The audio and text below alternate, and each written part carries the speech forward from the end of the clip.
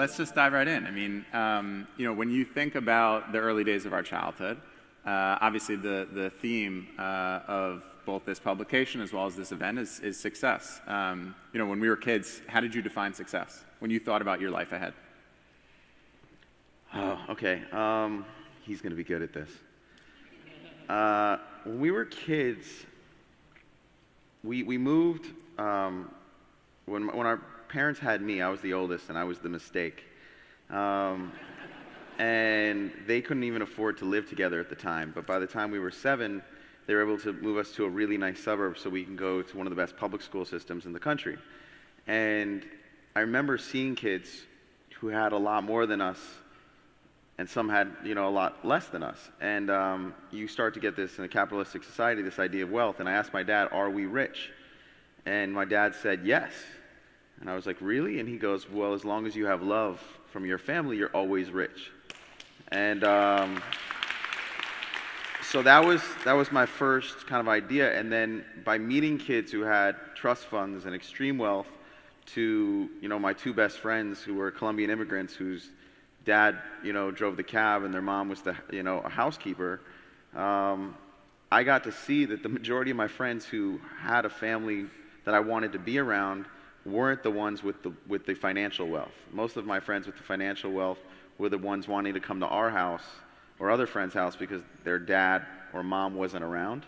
And I made a commitment. I actually spoke at a Goldman Sachs thing last year, and I said it's actually, most of the kids who have parents working at this place that were screwed up. So I challenge you guys, instead of making the big deal, the biggest thing you're ever going to do in your life is raise your kids.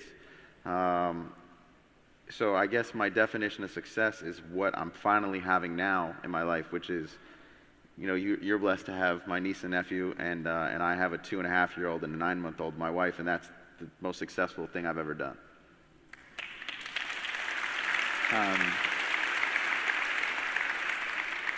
So, one of the things when I think back to like family trips, right? Is me hitting you. I'll lay the scene for everybody in the audience. We would go to wherever we went to, right? And inevitably, our dad would go and like play sports, and our mom would go do something, and her mom would go do something. Yeah, she'd read a book. Remember, my mom's a big reader. And just so you guys know, I still call him Scott, and so I'll refer to him as Scott rather than Scooter on my birth on name. the stage. Let's do it. So Scott and I would go and like meet other kids, and our sister would join us. And inevitably, in the first 4 to 5 minutes, it would just become clear that everybody knew Scott, and Scott knew everybody. And so one thing that I've been fortunate to see across the course of my life is you are blessed with this incredible gift for being able to read a room and just naturally build honest and authentic relationships with people. And if you had to drill into it, like, how do you think that develops? Why do you think you have that ability that I've never seen in any other person to the extent that you possess it? So I was a 4'11" freshman in high school. I grew 12 inches in high school. So I was always really small. People thought we were twins, or he might be my older brother. That was great. It was absolutely great.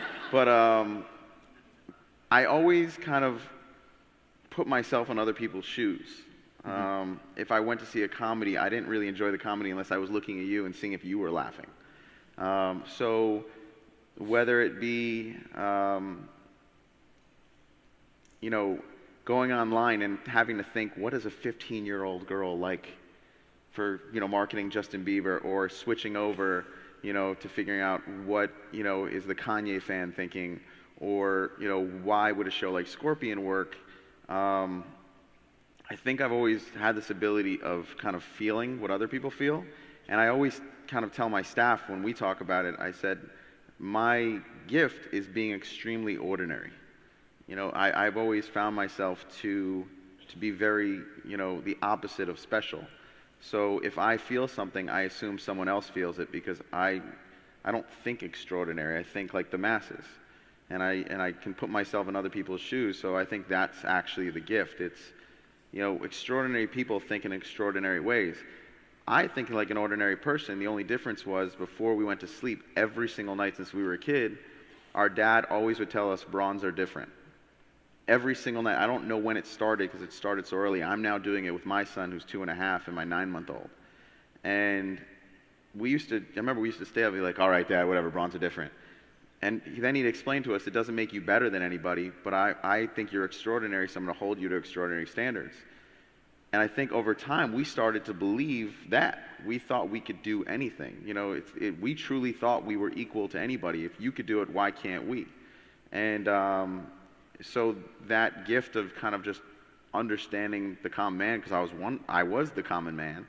The only difference was I believed that I could do irrational things in my life. And, you know, I've heard from friends, and one of my friends said, he was like, nothing rational ever became great. It's the irrational ideas that become great. And it was this extreme belief of why not, combined with the talent that no one else in the world has, only me, according to my brother, of being able to put myself in people's shoes. And, I mean, I remember like a big moment for you in the earlier parts of your career was when in a magazine, Creative Loafing, right? Oh, yeah. Yeah, I mean, back in the day, like when Scott was in Atlanta, this major article came out that profiled him, and it was really complimentary, and it talked about the rise of his career. And there was an interview with some major artist at the time who described you as having concentrated hustle. And what do you think that motivation to succeed comes from, and do you think it's nature or nurture? I think a part of it was responsibility. Our grandparents on our dad's side are survivors of the concentration camps. Our grandmother was in Auschwitz and our grandfather was in Dachau. And on my mom's side, her dad died when she was 11 years old pretty suddenly, and she grew up with nothing. So here we were with, you know, two parents who were dentists with giving us an opportunity, and there was a meal on the table, and, you know, we had means. And I just felt this guilt of being a first generation. There wasn't a trust fund, but I knew everything was taken care of. And I felt this extreme guilt. It's actually why I went to Atlanta, changed my name to Scooter, and said I was from my dad's neighborhood in Queens, because I was embarrassed of saying where I was from. And at first it was that, then it was a combination of just this extreme fear of failure, that I wanted to live up to what people thought of me, and I wanted to succeed. And then once you got a level of success, you'd get an identity within that success, and you didn't want to let go of that identity, so you keep building on top of it. Then I had my children, and I had this this epiphany. When you make life, you understand death for the first time. And for anyone who has a child, they'll understand that. And those of you who don't, it's an amazing thing when it takes place. But you're holding someone, and you're like, why do I love this person more than anything I've ever loved before? But I don't know them, and they don't know me, and I've worked really hard for a long time to be the person I am in the world, and they know nothing about it. And then you understand that they didn't exist, and someday you won't either. And your entire purpose in life becomes, you know, that you need to put as much of your influence into the world, the best parts of you into the world as possible before you go, because no one's going to remember you. In 100 years, I don't care if I achieve everything in the world, no one's going to remember me in 100 years, there'll be someone else. And that's fine, I'll be dead. But I want to leave an influence on the world when I go, that I know that you might not know me, but I did something that affected the world in a positive way. So when I looked at where's that coming from, to answer his question the most roundabout way possible, I finally identified that I have a drive from insult. When people tell me I can't do something, I think it's the short 4'11" guy in me who played basketball, and they said you're too small to play in this game. Something takes over where I just want to go after it with reckless abandon, because I want to prove that I can do something. I like the challenge. I don't like, you know, an 80 or 90% chance of success. That sucks. Everyone can do it. It's boring. I want the 0.0001% of chance of success, because then when you win, it's an incredible feeling. So I want people to tell me I can't do something, and then I get excited. It's actually, I've realized the majority of the most pivotal moments in my life are people telling me I can't do something. My wife, I should not have been able to pull her. I went after that. I was like, I'm going to marry her because she's just far out of my league. And now we have 2 babies, and she's going to have a hard time leaving me. Um, so, um,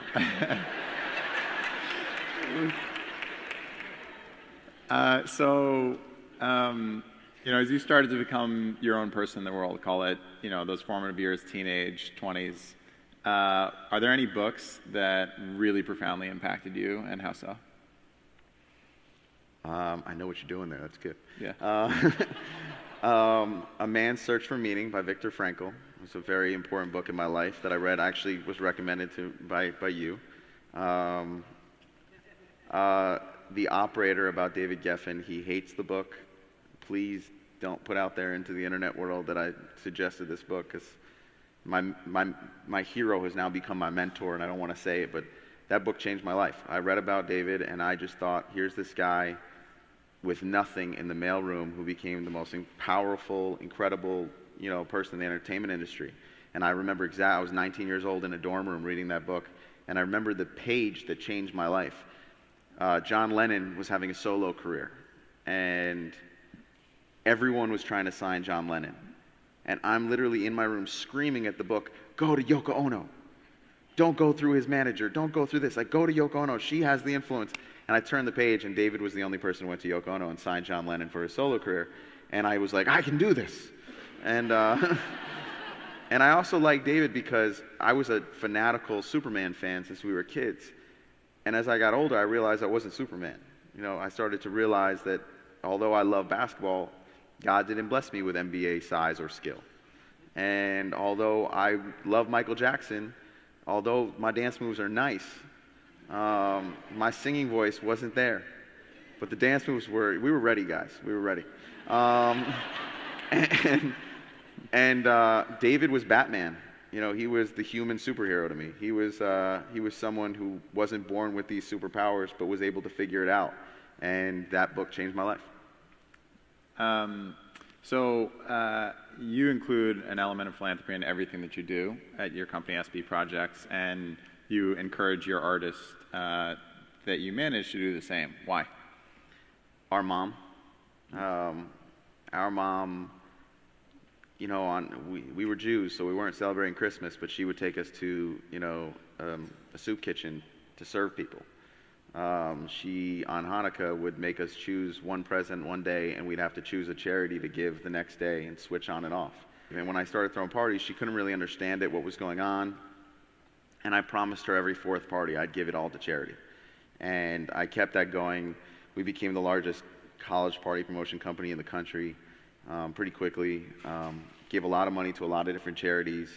And when I started working with Jermaine Dupri at SOSADEF, I was 20 years old. I was a vice president at 20, and I tried to institute different things, was doing it from there, still throwing my parties. And when I finally started my own company at 24 years old, I made a promise to myself that everything I would do would include a charitable component. And my brother came to me and he said, look, it's actually, well, you could say it's your idea. Why don't you explain to them what happens statistically? Oh, you go Okay, ahead. well, any for-profit business that has a non-profit component statistically does better. People will support you if they know that you're giving back.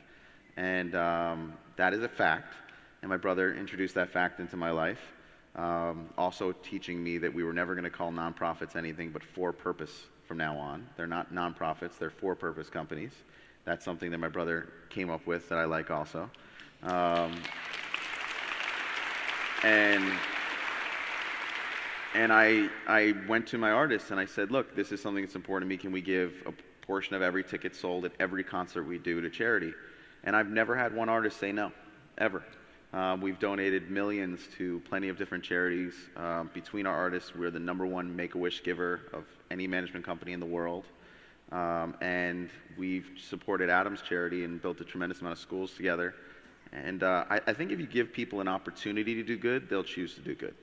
And I think my industry, you think of it as kind of disgusting and, sharks and snakes everywhere. And I think that's true. There's definitely a lot of bad people.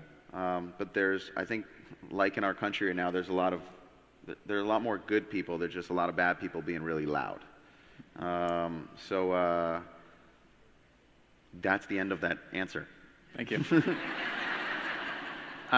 So last night, I was on Instagram, and your wife Yale has a new show on Facebook Watch through her company Mother Lucker.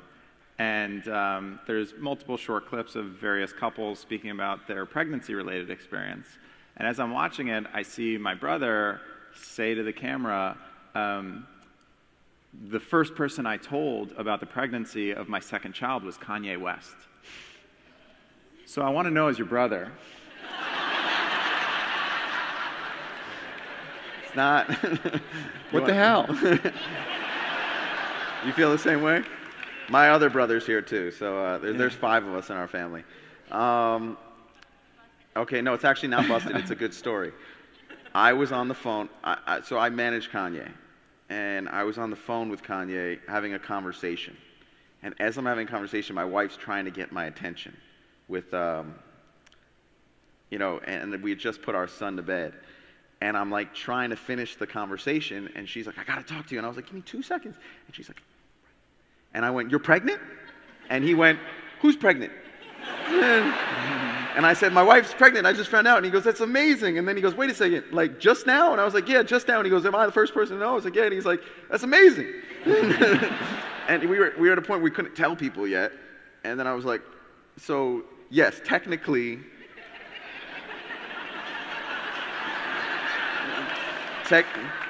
I'm gonna buy him. I'm gonna give him a pair of Yeezys. Like, it'll be cool. But yes, he's a Kanye West baby. That's if you guys have one more, I better find out before Kanye West. That's all that is fair. That is fair. So let's flip. But how cool is that? Like the first person who finds out in the world. Like you're gonna tell somebody, Adam, you're cool and everything, but you're not Kanye. You didn't make College Dropout. I love you, but like. So what is something in general that scares you? Oh man, you're going deep, especially on this week. So I'm not going to get emotional. I'm just going to tell the story. This week I've been one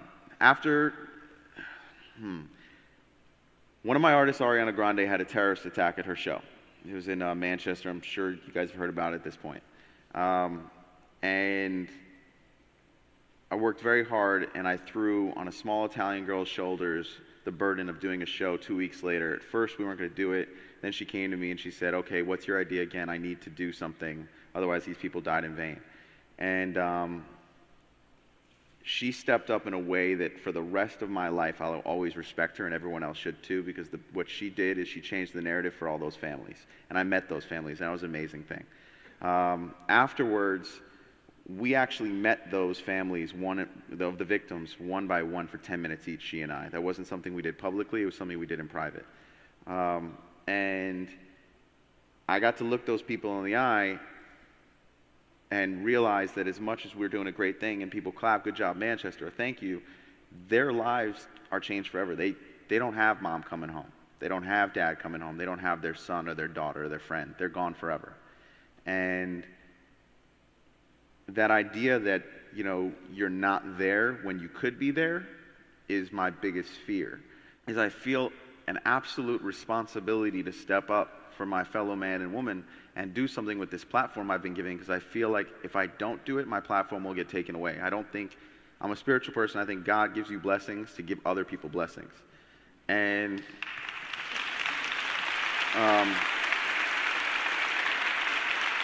but my biggest fear, without getting emotional, is I've missed putting my son to bed almost every day this week. And something I do, I'll go and I'll work late night, and I'll say to my wife, I'm coming, put the kids to sleep, and then I'll leave if I have to, and she's incredibly understanding. But a lot of times I stay home until she passes out, and then I go to work all night if I have to. But this week, I'm missing my kids. And what I don't want to be is that dad I described in the beginning, that I give myself and as much of my effort to the world, and it looks great, but I'm messing up at home. So my biggest fear is I need to figure out that balance. Yeah. So this is actually one of the questions I wanted to ask you is, how do you make that decision? Like, what is that mental and emotional calculus when you know that you could be putting Jagger down to bed, but you could also be on a phone call, you're needed on a flight to be with an artist somewhere? what is the threshold at which you make a commitment to go in one direction versus the other? I'll choose my kids over my artists any day. And if any of my artists have a problem with that, then they shouldn't work with me. And I think the artists that I work with, they know I look at them like family, and I will always be there for them like family as long as I can. And I think if they're my family, they'll respect what I just said, and I think most of my artists do. I just have to believe that when my boys grow up, I'm gonna be there. I'm gonna figure out that balance. But I also think being home with them all the time isn't the best thing for them. I think they should see that their dad goes to work and works really hard with purpose. And what I will make sure is whenever they call me, I call them right back or I pick up the phone. Because my dad did that for me and my mom did that for me. And I want them to know how important they are in my life, but I also feel like if I'm helping people, that teaches them to help people. So I'm still figuring out. I'm a work in progress. You know, you live a very public life, right? You have millions of followers on Instagram, on Twitter, etc. You're associated with all these artists that live even more public lives. How do you decide where you draw the line between your public and your private life? And I'm sure a lot of people in here are leading amazing companies, organizations, and they have to make the same decision too. And so how do you think about it, and how would you advise anyone here? We decided with our children, we didn't want to put them on social media at all. And for the first year of our son Jagger's life, we never had him on. And then we started going to like some of my artist concerts, and kids are like, "Oh my God, there they are!" And next thing you know, we'd see like pictures of our kids online. So we decided the first year is ours. The first year we don't put our children on. Like that first year is just us. And then after that, if we want to put pictures up, the world has changed.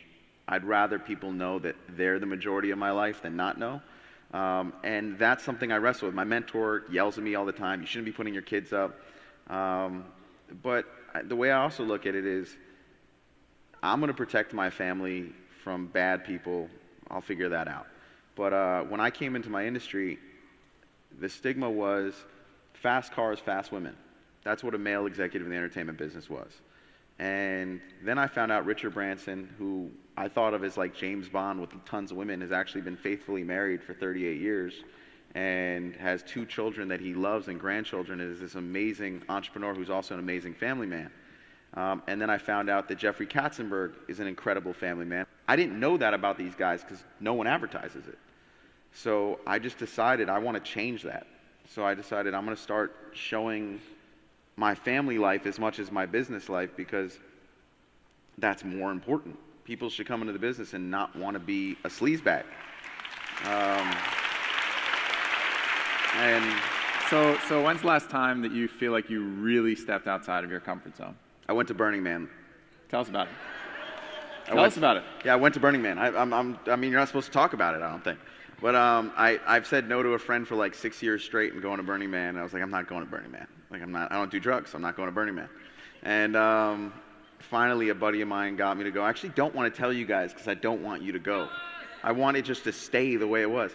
Look, at the end of the day, I went out there, and my friend convinced me, and I was actually starting to work on the benefit. And I was like, I can't go now. I had another excuse. And my wife was worried about me because of the Manchester thing, and she wasn't really sure. And she said, you know what? Your staff says they can handle it. We're just going for 2 days. You can go. And I went to a community where a city shows up in the middle of the desert.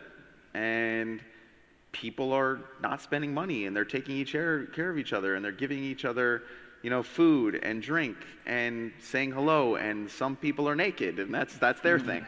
And we grew up around a park named Bible Street Park in Cobb, Connecticut, and I used to ride my bike like a wild man. And I'm 36 years old, and I was 15 again, because I was riding my bike around that playa like a damn wild man.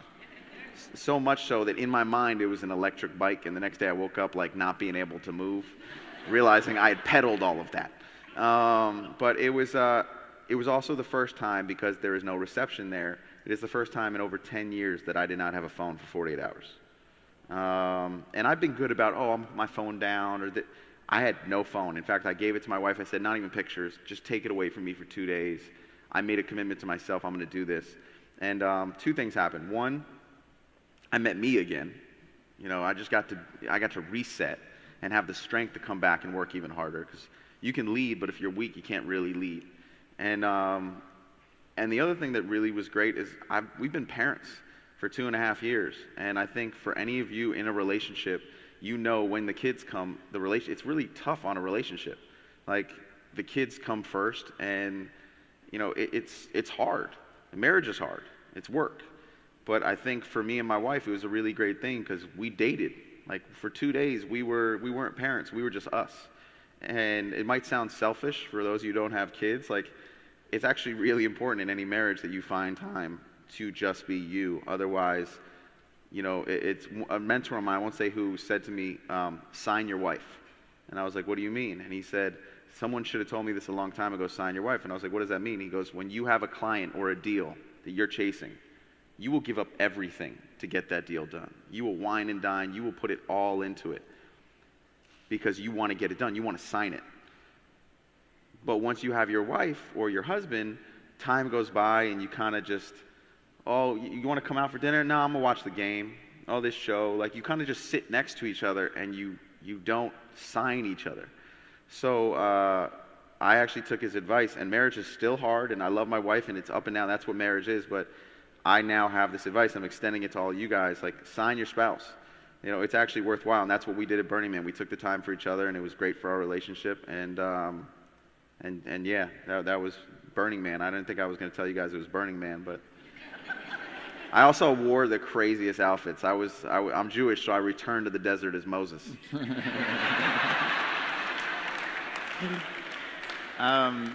So, you know, growing up in our house, our mom had certain things framed, right? Like phrases, poems, etc.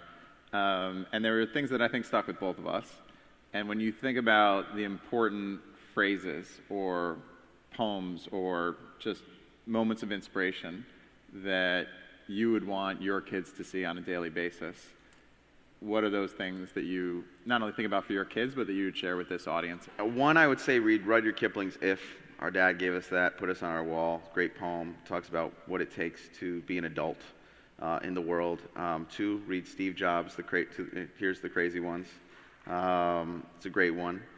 3, The Bronze Are Different thing. Like, you start telling your children from the moment they wake up, the moment they go to sleep, that they are extraordinary, they will start to believe you and do extraordinary things.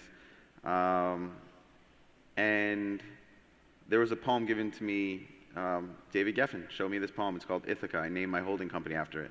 It's a Greek poem, and it talks about the journey. And it talks about going to the island of Ithaca and all the things that you'll see along the way. And when you finally get to Ithaca, if you find her poor, she would not have fooled you, because now you truly understand what Ithaca really means, which is life is a journey. It goes up and down, but you enjoy it. And then that answers that question, but I do want to do one thing I like to do when I do talks that I've learned from a friend of ours. So answer the question honestly and don't try and be slick, because this goes to this whole definition of success. Raise your hand if I told you I would give you a job for the next year. It would be a horrible job, but you wouldn't have to do anything immoral. It would just be a horrible job, but you would make $1 billion in the next 12 months. Guys, most of you would take $1 billion for like a bad job for 1 year, but so maybe not everyone. Keep your hands raised. Raise your hand if you had $1 billion and someone you loved got sick. Would you spend all $1 billion to save them? Okay. Keep your hands raised. If you got sick, would you spend the $1 billion to save yourself as well? If it wasn't going to go away from your family, family's not affected, just this, you save your life so you can live another day. Who would save themselves? Interesting. Okay. The point is, between those scenarios, everyone in this room is already a billionaire if you have your health and your loved ones. You know, so I learned this from a friend. I wanted to share it with you guys because it just, life is perspective, and I think a lot of people I meet at conferences like this, and you know, when we speak to students, they're trying to figure out how to get to the next thing and how to get to the next thing and how do I get financial gain, and what they're missing is that they're already there. If they were on top of the mountain and they got sick, if you have your health and you have your loved ones, you're playing with house money, and enjoy your life. Work hard, but don't miss out on the things right in front of you. on that.